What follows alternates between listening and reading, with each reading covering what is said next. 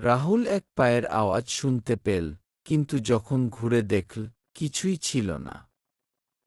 হঠাৎ একটি কোলাহল শোনা গেল, যেন কেউ তার কাছে চলে আসছে। সে ভয় পেয়ে বাইরে পালানোর চেষ্টা করল, কিন্তু দরজা বন্ধ হয়ে গেল। তার চোখের সামনে একটি অদ্ভুত কালো সিলুয়েট ধীরে ধীরে এগিয়ে আসছিল। সিলুয়েটের চোখ দুটি আগুনের মতো জ্বলছিল।